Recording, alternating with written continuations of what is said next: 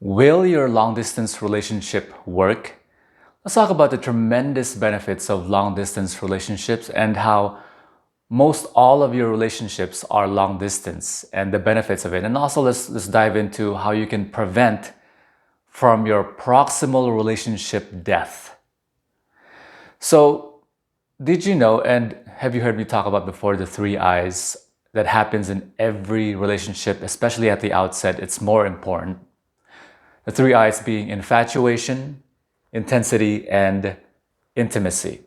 Now, the interesting thing about long distance relationships is that infatuation is prolonged, meaning that when you have a long distance relationship, the infatuation goes on much longer. And in fact, it could be artificially bolstered just by having a long distance relationship. What I mean by that, I'm not going to go too much into it. I would encourage you to see one of my videos on the 3 I's of relationships that happen in every relationship. And also, if you'd like a much deeper understanding of the 3 I's in the relationship, go to Amazon.com and get the book Relationships 101 by Ron John, R-O-N-E and J-O-H-N. One of the I's is intimacy. The important thing is intimacy and infatuation here. Because you're in a long distance relationship, what it prohibits is intimacy. You don't get to know the person intimately. Because what's stopping you from getting to know the person intimately, by intimate, I don't just mean they're sharing their life story with you and they're sharing all of their secrets with you. That's fine. But intimately as in pheromonally. As in, you're being with them and you're sleeping with them in bed and you're having pheromonal interchange. Interrelationship with your pheromonal imprints. I'm going to leave that alone for now, but it prevents from deep intimacy because you're not proximal with that person. Now, because of that diminished intimacy, it buoys your infatuation. Your infatuation, remember, is your chemically bolstered state. Your brain chemically pours into your body so that you don't see the person for who they actually are. Your primal instinct to mate with that person. And so your infatuation prevents you from intimacy. But since intimacy there's a stop to it because of a long distance relationship, your infatuation is bolstered. So both are high in the relationship. It's artificially high. And until you become proximal with that person, meaning you get to live with them, they live with you, you're becoming more proximal, you have pheromonal interchange, and you get to know more about the person, not merely what you think you know about the person, but your social cues. You're seeing them, you're smelling them, you're tasting them, you're hearing them. Now your intimacy, now your primal instincts are being cued because now you're seeing, feeling, touching, and hearing that person. Not merely just stories they tell and your imagination creating it in your mind. They're existing in your mind. So your infatuation is high. It's artificially high. It's prolonged by your long distance relationship.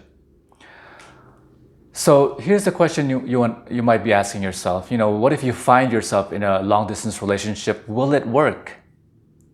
How can you make it work if you do find yourself in a long distance relationship? And what if you're not in a long distance relationship? What if you're in a proximal relationship? How can you better that relationship? And what's the difference between the two in terms of not just distance, but interaction and interrelationship? That is in fact what we talk about in the Great Relationships University.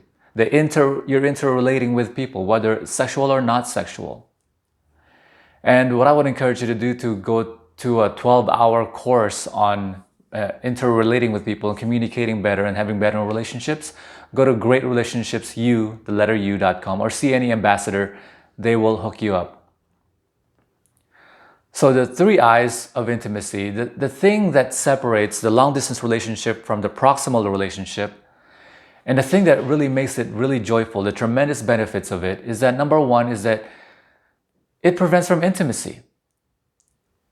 Now you're saying, that's not a good thing, that's a bad thing.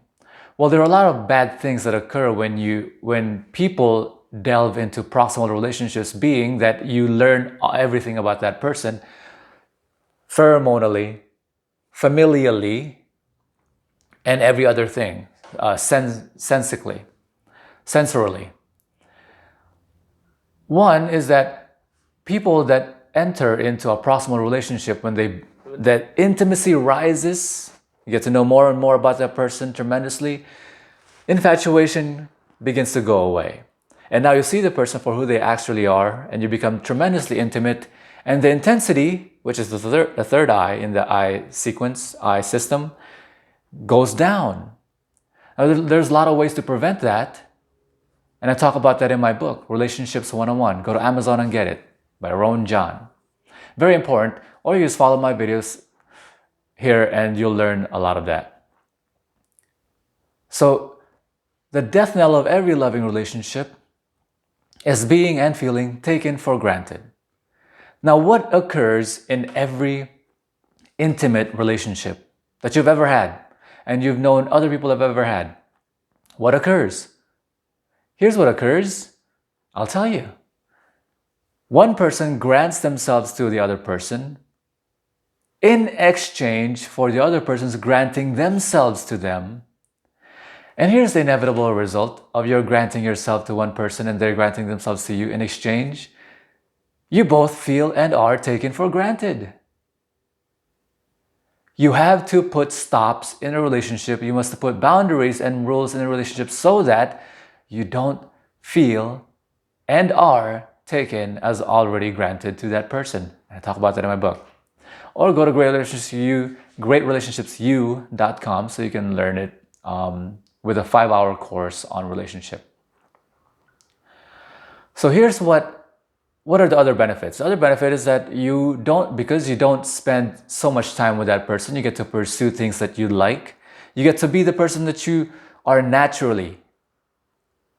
In other words, if you are a male and you're male-brained, you're pursuing things that you like in your very own fashion. When you're a female and you're female-brained, you're pursuing things that you like in your fashion. And things that you like. When you become proximal with that person, well, there are things that you have to manage, which is called relationships management, which I really delve into in great detail in greatrelationshipsu.com. Relationships management is that, how much time do I have? 7 minutes? Relationships management, now when you're interrelating proximally with that person, for example, if you live with that person, now you have to manage the relationship so that you're able to pursue the things in your ways and behave in the way that you prefer in your very particular special way. When you live with somebody, now you have to make compromises, which is why relationships management is tremendously important. I really encourage you to get that book and join that course. But when you are long distanced, you are able to do things in the ways you liked without any compromise, and you only pay the attention to the person when it's merited. In other words, the only reason you're talking is because you're both deciding to and wanting to and scheduling that talk. When you are in a proximal relationship, your time is taken as granted. Now they have complete access to you and you have complete access to them. And your attention and time is now taken for granted, and you both feel and are abused because you're both feeling taken for granted. Which is why I strongly encourage you to put stops in a relationship to get rid of that. Now, what I would encourage you to do is to explain with your partner the 3 I's. Number 2, all of your relationships are long distanced. All of them, whether it's sexually or not, friendship or professional, they're all long distance and treat it in that way.